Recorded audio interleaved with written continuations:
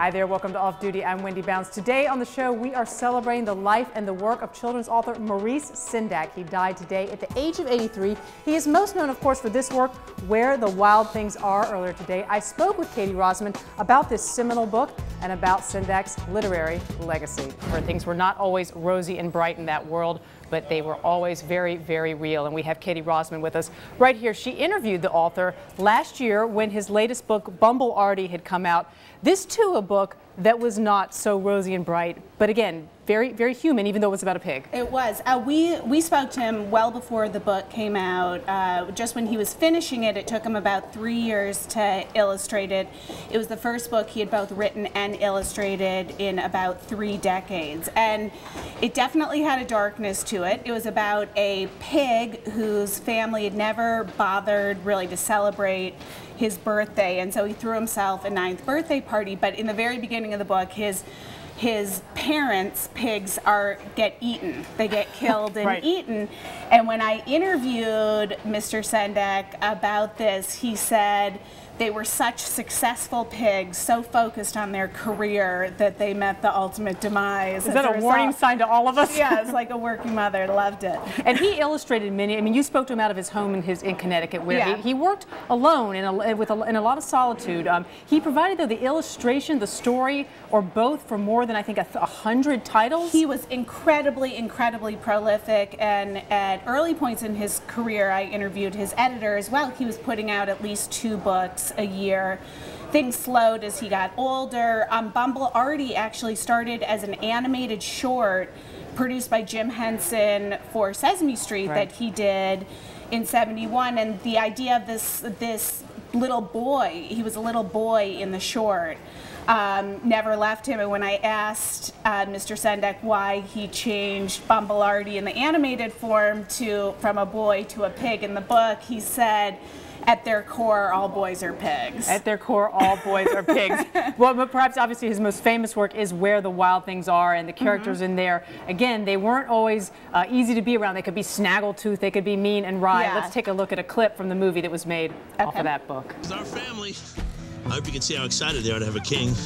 Sometimes they have an odd way of showing it. I mean, they act weird, you know, and can hurt other people's feelings. Ira, my love. What? Come here. Oh, that's Judith and Ira. They're in love. You see the kid laughing there. Now, Sendak was born in Brooklyn. He struggled with illnesses a lot through his childhood. He also had a great fear of kidnapping after the kidnapping of the Lindenberg baby. And you saw that sort of come out in his works. When you spoke with him, did you get a sense that, you know, that he was sort of processing things from his childhood all the way through his career writing, Katie? Well, certainly the idea of neglect was one that was foremost on his mind, insofar as you know, he told me in this conversation that we had. And I think the darkness in his books, it's reflected in the drawings, but it's also in the idea that a lot of these kids are on their own. Right. And he said that he's very taken and concerned and sort of hooked into the idea of children being neglected, and that he strongly disagreed with criticism or the sort of characterization that his books were dark, or too dark for kids, because he said the idea that children don't face and understand sadness is facile, and he wanted to express to kids that he understood that they had sadness in their life and that they felt isolations and alone. And new fear. I mean, you can almost see his work influencing works today, even like The Hunger Games. We're having the same conversation today. Is The Hunger Games too dark for children to be reading? Right. And he would have argued that kids already face these fears, and he's putting them in an animated way to help them process and work through that. And let them know they're not alone. Right. Also, you know, as alone in your bedroom as you feel, here's this guy Max who's sort of sent to bed without dinner and has this incredible fantasy life.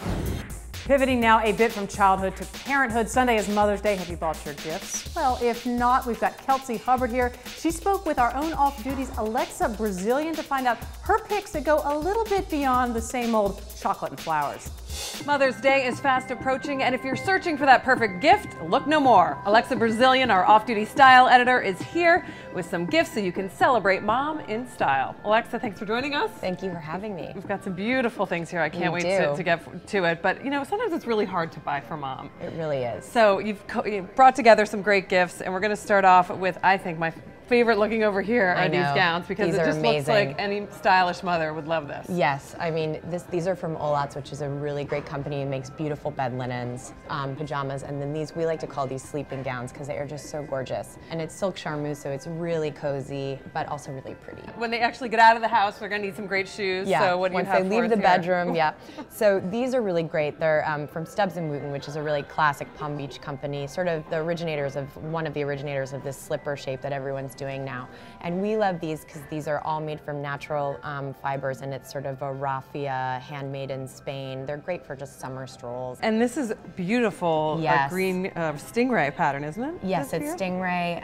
It's this beautiful seafoam green, and it's just one of those things where, you know, you don't think about it, but having a beautiful jewelry box and a little tray on your dressing table, you know, it'll make taking her jewels off at night feel fun, and it's just a really nice addition to a bedroom. Then of course, who doesn't want sweets on Mother's Day? And these chocolates are so cute. So they did this Maison Boucher did specifically for Mother's Day, these little illustrations of mother and child, and they have some really interesting flavors. There's an apricot and fleur de sel and all the great flavors that she'll probably love. Every woman loves jewelry, and you can personalize some jewelry here that you have as well. So this is really cool. So David Yurman's son collects a lot of little trinkets and talismans and charms, and he is offering sort of to come in and take an appointment with him, and he'll meet the person, and then from his personal collection of charms make a necklace. And we've got other selection of jewelry here, beautiful rings. Monique Pion, which is one of our favorite designers, she's so amazing, and basically what she's doing from now until Mother's Day, if you buy any of her pieces from Barney's, she's going to donate, for each piece bought, 100 trees in the Philippines. Yeah, now also we've got a great new perfume that's come out that I can attest smells beautiful. Yes, it is so beautiful. So it's jasmine and neroli, which is the orange flower of orange blossom. And basically Linda Rodin is this amazing skincare maker. She makes great face oil and hair oil, and this is her first perfume. And what we like about it is you just spray it on, and it's really not too overpowering. So Edith Wharton, so she would have been 150 years old this year, and so Penguin has issued this really great sort of compilation of 3 of her novels that take place in New York.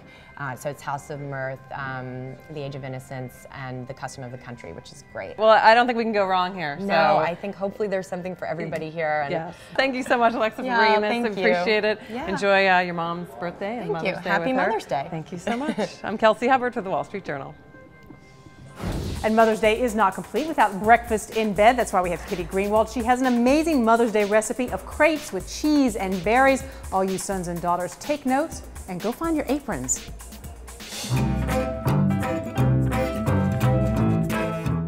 Hi, my name is Kitty Greenwald, and this is Slow Food Fast. Today we're preparing a special Mother's Day recipe. It's crispelle, which is the Italian word for crepes, filled with mascarpone cheese and macerated strawberries and raspberries. The recipe comes to us from Lachlan McKinnon Patterson, who's based out in Boulder, Colorado. He has a number of restaurants, Pizzeria Locale, Frasca Food and Wine, as well as a coffee shop called Cafe. To go along with that and to honor mothers, we've created a nice little cocktail. Okay, crepes are really prized for their delicacy, and what's really nice about crepes is it's sort of the best of all worlds because they have a sort of a delicate taste and appearance, but they're sort of foolproof. They can go sweet or savory. Today we're going sweet. So here we have 1 3/4 cups of flour, a ½ teaspoon salt, and 2 tablespoons sugar. All right, stir to combine. Dry, how simple was that? I'm gonna melt 3 tablespoons and a teaspoon butter. And while that melts, I'm gonna put my wet ingredients in the blender and show you how to assemble this. Brandy, why not? 1/3 cup soda water. Delicious. 1 egg. What is nice when you don't have to separate. And now the butter. 3 tablespoons plus a teaspoon. Just pulse. And now we're gonna mix in 1/3 of our dry ingredients, the 1.25 cups of whole milk, more flour.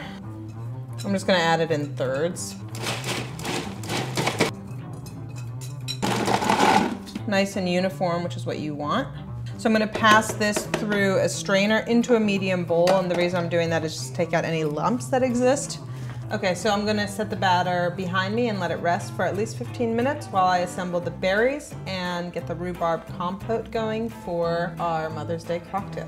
Okay, I'm trimming the strawberries, cutting off the stem end. You want strawberries that are aromatic, and when you slice through it, it's sort of red all the way through. I'm just quartering the berries, and if you get a big one, you can cut it down a little bit. Add the raspberries, 2.5 cups strawberries and 1.5 cups of raspberries. Tablespoon sugar, toss to coat. That also will sit for about 10 to 15 minutes. You want the berries to release a lot of their juices, which is what the sugar is going to help draw that out. We're going to multitask a bit and make our rhubarb compote. I'm just cutting it up thin. 1 cup. And then just 1/4 cup sugar, toss to combine. Add a few tablespoons of water. All right, bring that to a boil. Cover, reduce. It's gonna be done in about 2 minutes. All right. It's basically like jam, essentially, is what you just made. You could theoretically use a preserve as well and not make a compote. And delicious. Good. Our batter's had enough time to rest and all the other elements are assembled. We're gonna ladle the batter into a dry pan. And as is the case in general when you're making pancakes or anything of this nature, be prepared to sort of throw out your first 2 trials. Don't beat yourself up about it. So it's about 1/4 cup per cake. I've just taken the pan off the heat so that the batter doesn't set up as quickly, and I have some time to spread it around, and then I'll put it back over heat. Okay. About 1 minute per side.